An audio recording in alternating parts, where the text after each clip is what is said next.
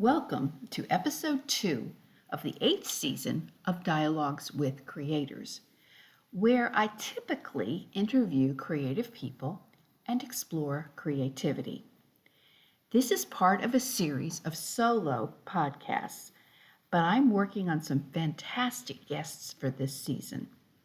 I'm titling this podcast Books I Read in 2025.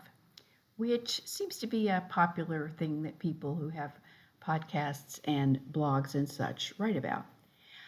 I hope you will hear some recommendations and some counter recommendations. By that, I mean books that really maybe aren't worth your time, which is valuable.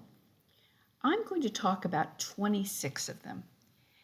Some I'm going to talk about them a lot, and some I'm going to barely mention them. Is this all I read? No, but it's what I remember and can find record of going through my notes and journals. I read parts of other ones, such as first chapters. These are books I read all of, read again, or read significant parts of. I'll get started after the pause.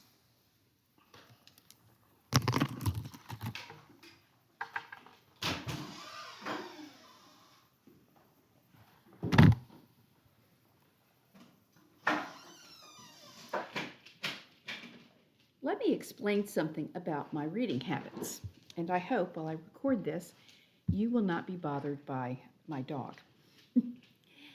I read a lot off of screens, which is not good. I read a lot on politics, the news, education, literature, writing, the arts, and history, and theology. I read all the time. I read short fiction. I read submissions from my writers group. I read blogs and Substacks, although I'm not interested in paying for those. I prefer reading to watching television, which I do enough of anyway. By television, I mean really things on YouTube or streaming, like Prime Video. That's another podcast for another time, or maybe not really. Right now, I'm reading about 10 books or parts of them for various reasons. These include The Leopard, which is a Sicilian historical fiction, Middlemarch by George Eliot, Plato's Republic, The Brief Wondrous Life of Oscar Wilde, a book of essays by Wendell Berry, a biography of the man who started the John C. Campbell Folk School near Murphy, North Carolina, etc., etc., etc. I read as many books online as old PDFs as I can find. I borrow from the Dalton State Library, which I'm able to still use. I pick up a lot of used books, and I buy a few, mostly on Kindle. Let me say, though, that the tactile experience of reading a book is much better and for me, and we also know that it is a better way to read psychologically and intellectually. It is more immersive to have a real codex, that's what that style of book is called, in front of you, in your hands. But I have a lot of books already. In fact, I bought one today, used from Thrift Books, on, of all things, and this doesn't sort of go along with the topic, artificial education and artificial intelligence, rather, in higher education. I succumb to the book temptation very easily, and that's why I'm surrounded by books right now. If someone mentions a good book, I am likely to at least look it up and think about getting it. That is a bad habit. Recently, I heard a podcast on Middlemarch, and so I want to read that book, but darn, it's dense.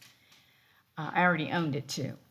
I am retired, so I have just about as much time as I want to read, but I am also trying to write about 10 more novels and 5 or 6 more nonfiction books, and then my memoir before I lose my mind.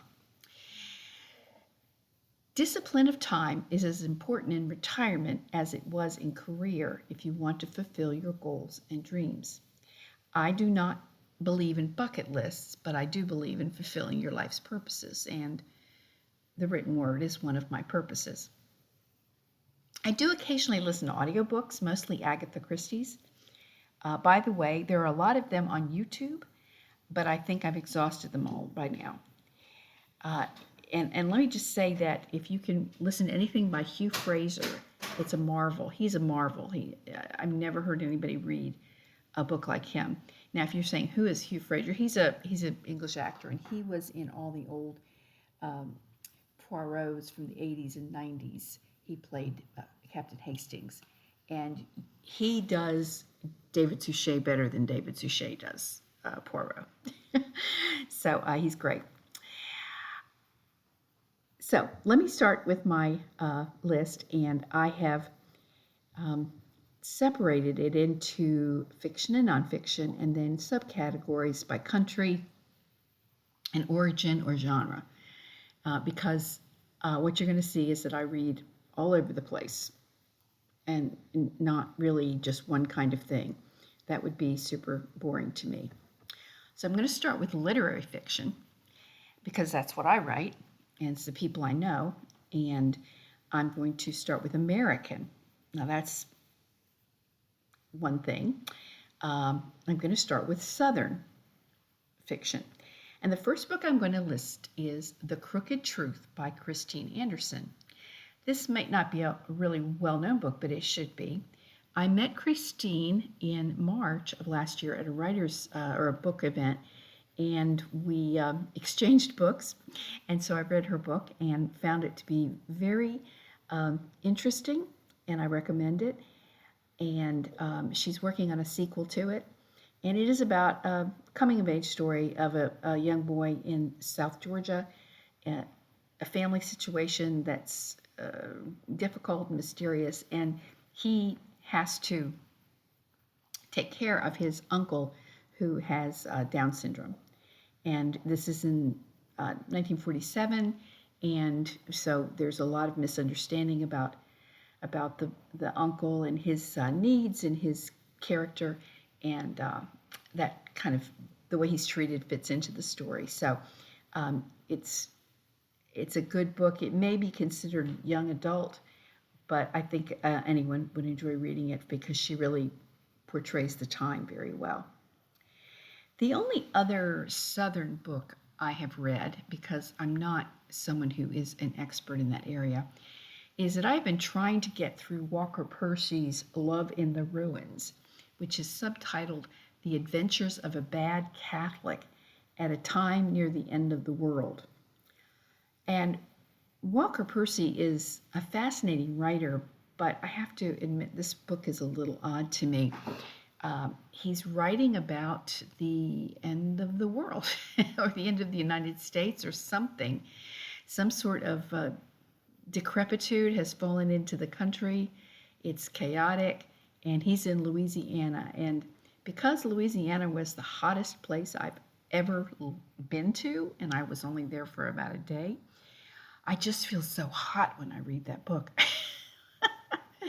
And it's basically, I think, a satire about religion and the 70s and trying to live as a religious person in a progressive or secular or falling apart, maybe, situation. So very interesting book, but can't say it's one I would tell anybody to pick up. All right, moving from the Southern subcategory, I'm going to go to the Appalachian subcategory. Now, considering the fact that my last book was Appalachian historical fiction, I really should probably read more of these. But I did try to read Demon Copperhead and only got to the 4th or 5th chapter, and I felt like I was reading Appalachian porn. And so I will go back to it one of these days. Everybody tells me it's the greatest book ever written. And I think it does have to do with the fact that it's like 2 counties over from where my mother grew up. And I just feel it's very, very closely tied to that area. And so it's a lot about the poor people and the drug addiction and that kind of thing. But she does write beautifully. And speaking of Barbara Kingsolver, of course. The 2 books I did read were Clay's Quilt by Silas House, which I believe was his first novel. And it kind of reminds me a little bit about Demon Copperhead in that it's the same social class. It's set in Kentucky, which I believe is where Silas House is from. And it's a good story. And it has a lot of hope in it. and it's based on it's based on a young man who both of his parents are gone, and he doesn't really know what happened to his mother, although he has bad memories, and it's just his family. And so it's a kind of a story about him. He's not coming of age, though, because he's in his 20s, and falls in love and things like that.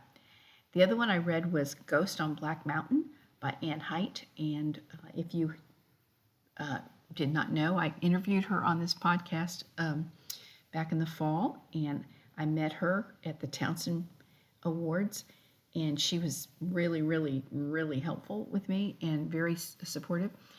And she is known for writing Appalachian literature, and this is a ghost story, and it's spooky, and I do recommend it because she's great. The next category I want to go into is African American literature, and I read 4 books in that genre this year. And the first one was The Bluest Eye by Toni Morrison. Now, I'm going to confess, I tried to read Beloved. I did read Beloved 25, 30 years ago, and I just didn't get it. Okay, I'm going to talk about that a little bit more later. Just didn't get it. I don't think my head was ready for it, and it was spooky. I'm speaking of Beloved, and obviously very well written and important book, but I just didn't get it. Okay, I'll put it that way. And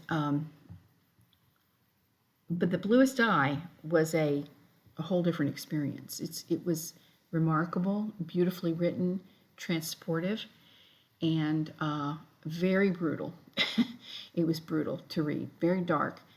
And so I understood that I had totally missed the point on the first one that I tried to read. So hopefully I'll get back to Beloved or some more Toni Morrison eventually. But I found it difficult, and because it's raw and true to what these folks about whom she's writing would have gone through in poverty and oppression and prejudice and that kind of thing in this town in Ohio.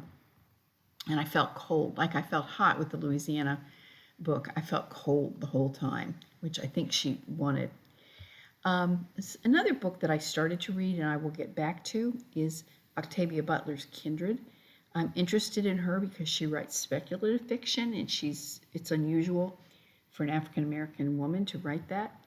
And this was a story of time travel back and forth, where she is living in the 70s, and she is a black woman, but she's married to a white man, and she gets pulled back into the slave times, and there's some family connection. She has white ancestors, which is not unusual because of the slave times, and she has to get her husband to go back with her, and he pretends he's her owner, and and that's as far as I got. So I will get back to that one of these times to see how she ends it. And then finally, I read in the fiction category about a half of One Blood by Deneen Miller, because she won the Townsend Prize, and I got to meet her, and it's a beautifully written book, but I didn't finish it because, like The Bluest Eye, it is kind of raw and brutal in places about the experience that these characters are going through. So I got to admit I need to get finished, go back to some things. Some books you want to read more and more times, and sometimes you have to leave them and come back to them. I don't think we should feel bad about that.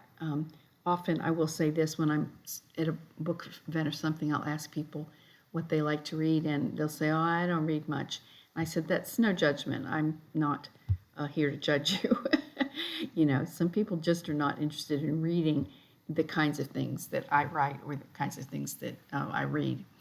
And some people would probably be shocked by the things I read too. Okay, then as far as literary fiction, I'll go to the non-American. And the first one would be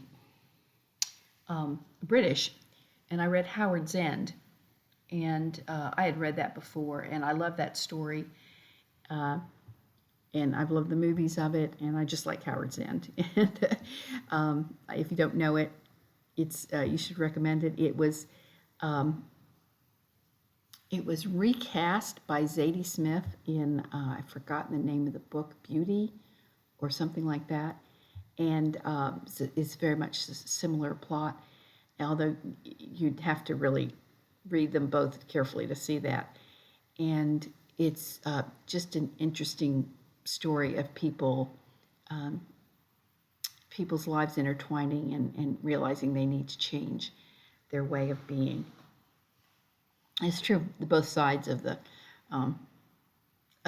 characters who are in opposition to each other. The next book I'm going to recommend highly because I love this book, and it was sort of vaguely recommended to me. My husband saw this writer talk about it on PBS, and I read it, and it was lovely. I couldn't put it down. It's In the Time of the Butterflies by Julia Alvarez, and this tells a story of the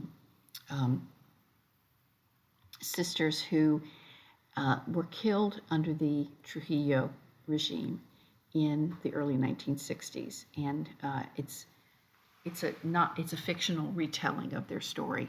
So it's based on fact, but it's not totally true, and it's just beautifully written and also very good to know about that history. Another non-American fiction I wrote, and this is a really weird one, and it fits probably more into the science fiction realm, is called We, and it's by a writer named Yevgeny Zamyatin, who's Russian, and he lived in the 1920s, and this is a book about living under totalitarian regime, and it's really, if you read it, you feel like you're reading an early version of 1984. And it is, Orwell even said that he used it a lot. So did Aldous Huxley and some others, as far as the kind of book it is and what it's like to live in these communist, dictatorial kinds of places. And it was fascinating, a little more on the science fiction-y side than 1984 is, but and of course it was pre a lot of the technology we have today, so that makes it interesting. But if you want to read something Russian in 1920s, it's and that was a precursor to so much other dystopian fiction, this is kind of like one of the first of that sort. Another one, I didn't know what context to put this in. It's I'm just going to call it genre fiction, although it kind of is, kind of isn't, is a book called Mrs. Lewis by Patty Callahan. Now, she was a Townsend finalist, too, for another book, I guess. I got to tell you, this book didn't do it for me. It's about Joy Davidman Lewis and how she met Lewis, C.S. Lewis, and went over to England and courted him and finally got him to marry her. And it's did not make me like her one iota. And I read all the way through it just to see. But if it under other circumstances, I would not have read it. So, but I did learn a lot, and it was just sort of a at the end. It doesn't make you. She talks about Lewis like he's a god. She talks about Oxford and England like it's heaven. That was Joy Davidman's, I guess, experience. But it just kind of goes on and on. It's too long. It's longer than it needs to be, which I find to be the case. A lot of movies and a lot of books are just longer than they need to be, and that's an interesting observation. I may be alone in saying that. The other genre fiction I read was by someone new that I'd read about or heard about, and she's a fascinating writer. Her name is Margaret Millard, and she was married to somebody else, and I can't think of his name, and so Donald somebody, and he was became more famous than she, but she at first was more famous than he was. And the two I read was The Air That Kills and The Beast in View. And her books aren't long, and they're very Twilight Zone-y and creepy. They're not fully mysteries in the sense of whodunits, but I recommend her. She's a very engaging and creepifying writer, and this is from the 50s and 60s. But she writes about normal people who, have something going on that's not. Then one of them is about a couple that has a long con with other people in their social set, and another one was the other one is The Beast in View, which is about a woman who seems to be hallucinating that she's being stalked, and how that works. And then, of course, I have to say I do read randomly Agatha Christie's. So I recently read a Tommy and Tuppence one, which a lot of people don't know about those. People tend to think of Christie as Poirot and Miss Marple, but she had a lot of other kinds of things, and those are fun to read, but not something that, it's going to be a lot of literary discussion on. And finally, I want to talk about science fiction, which I am trying to read more of, and there were two of those that I'm going to put in this list. The first one is the book Wool by Hugh Howey. And the reason I read this is that I got interested in the TV show Silo, which is what it's based on. And Silo, if you've watched it, it's dystopian, and it's about people living in a silo that does not go above ground, but it goes way, way, way, way underground. And they only see a little bit of the sun. They can see it at the top through a window, but all they're going to see is that the rest of the world has been obliterated, and they have a civilization in this of about 10,000 people in this silo. So it's very large. Most people don't know about anybody else. They don't know of any history. They don't know how they got there. And they added a lot to the TV show that was not in the book. So if you watch one, it's going to be different in some ways. But I enjoyed them both. They're very, very engaging and very science fiction-y. And then another one was Till We Have Faces by C.S. Lewis. And I'm not sure that it's really science fiction. It's more of his fantasy types of things. And of course, it's brilliant and very important book, which is discussed in the Patty Callahan book a great deal. So that was an interesting. I was reading it at the same time, so it was an interesting connection there. I did appreciate that about the Patty Callahan book, Mrs. Lewis, Becoming Mrs. Lewis, it was called. Interestingly, some say that science fiction is not suited for long-form fiction, that it should be mostly short stories. Don't know. That could be true, because it's usually about an idea as much as the whole setting, the whole story. Now I want to move on to the nonfiction that I have been reading this last year. And that is all over the place too. Now I'm going to first start with memoir.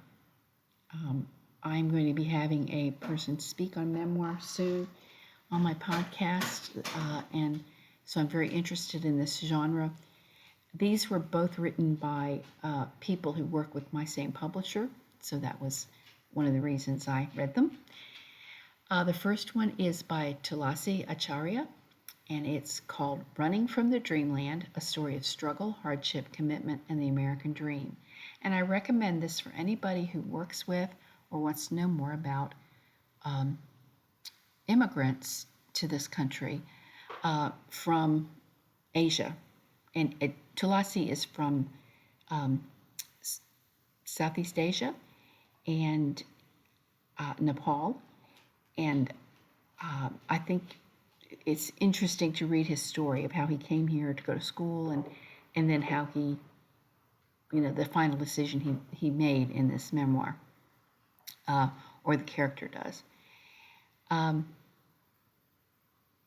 Actually, I'm calling memoir because it is based on his experience, but I think the ending is fictional. So I should.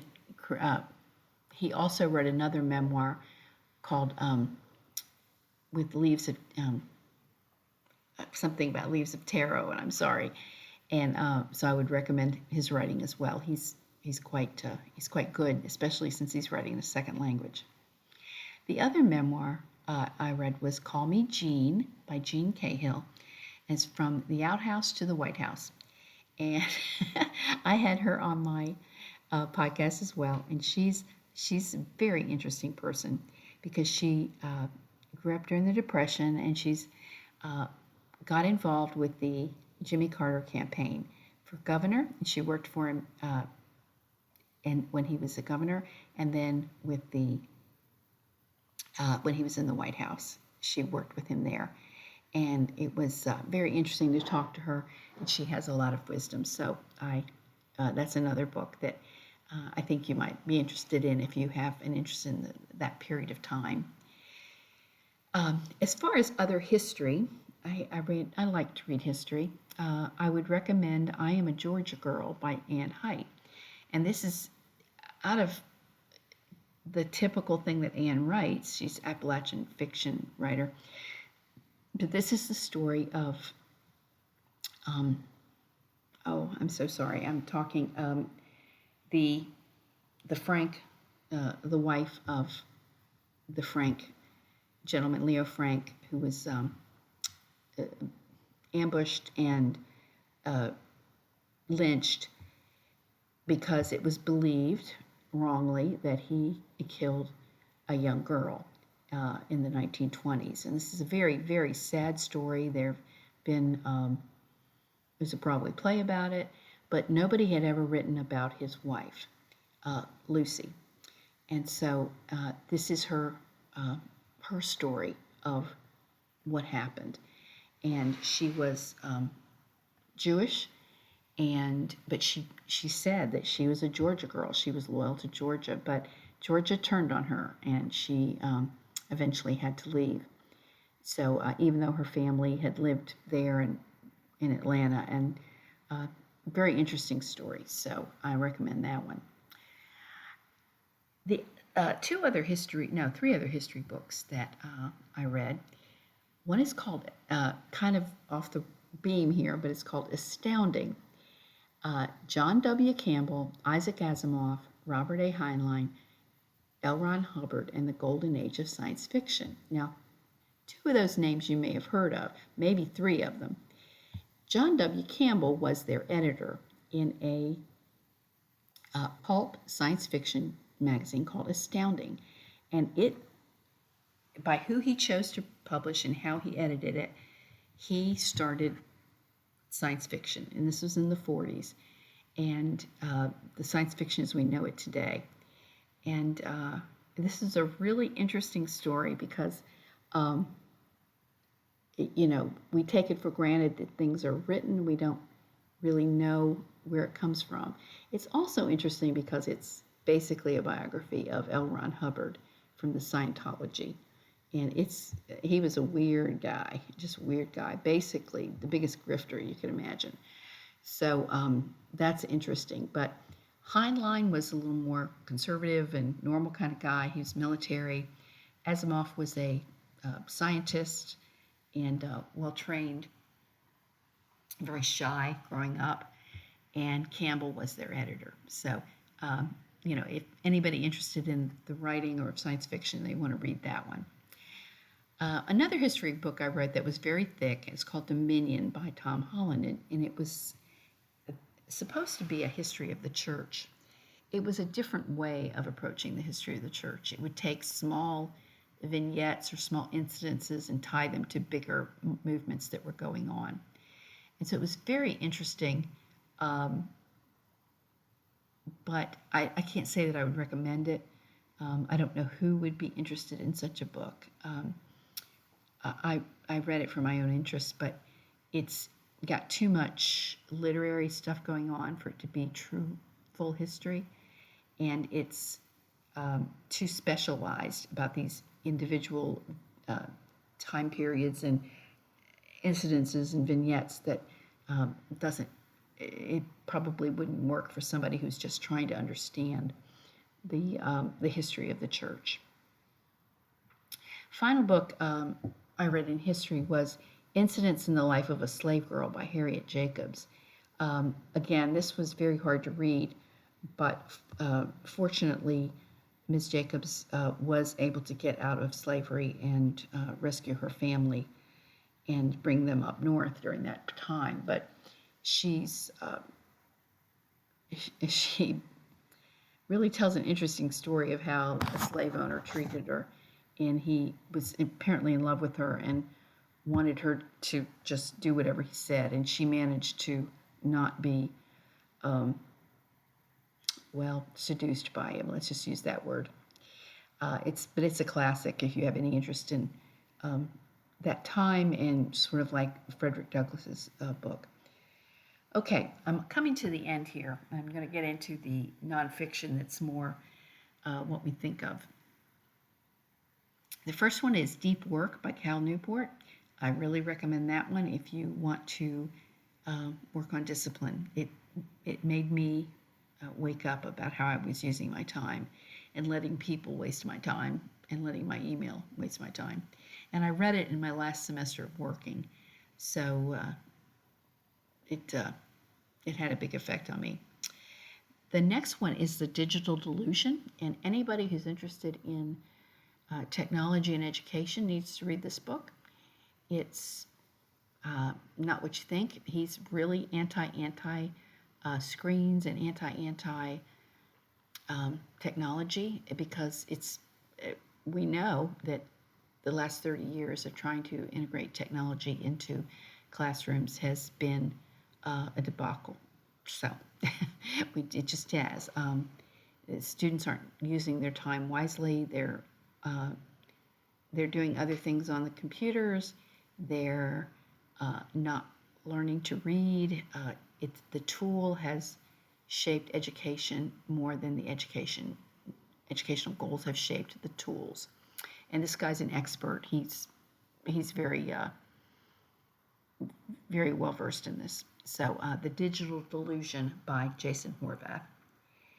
On that same topic, I only read a little bit of this book because I gave it to my son for Christmas. 10 Rules for Raising Kids in a High-Tech World. And I would, this is by Jean Twenge, and I would recommend anything from her because she knows this subject more than anybody else. And another memoir that's sort of a memoir is Finding Joy in the West by Joy Walker, who's a friend of mine. And she wanted to write about how she rode her bicycle in every state, or is trying to be in every state. And she did it out west. So she's going to have another book, Finding Joy in the East. And she's a go-getter, and I think you'd enjoy her story. I'm not going to name the last book that I read because, to be honest, it taught me a deep lesson. Somebody asked me to read a book to write a review for it. And this book was, as I learned later, it was not self-published, but it read like it should have been. And it was very poorly edited, and it was boring. And there was very little for me to find that was of interest to me. But I dutifully read about half of it and then skimmed a lot of it just to see what happened. And I learned my lesson to not agree to read anybody's book for free for review. So I will never be doing that again. I don't ask other people to do it, and I'm not sure why I agreed to do it, but it ended up being turning on me because I couldn't give it a great review and the person was offended. So, there you go. And then it got worse. So, you got to be careful what you promise people. So, that is the main part of the podcast this time. I'm trying to put them out more frequently since the hiatus in December. Weekly on the same day would be nice. So let me end with a few announcements. As always, explore the archive. You will be surprised who's there. I finally figured out how to see comments and ratings. I really wish you would post a rating, although I have heard other podcasters say that the listeners should only put a rating if it's 5 stars. Wow. I also apologize for the commercials, but I have to get some help to pay for this. And I'm not getting a whole lot, but that's something. Please tell others about this podcast. If you have any suggestions of who should be on the show, let me know through my website. That website is www, of course, barbaragrahamtucker.net. There's also a GoFundMe page to help with costs, but that's only for independently wealthy people. My yearly fees are coming up. I got to think about that. And finally, I hope you will get and read some of my books. I have 10 novels, 11 soon, and 5 Bible studies. These are listed at the website. Well, we are supposed to get bad weather in the southeast this weekend, so we'll see what happens there. God bless.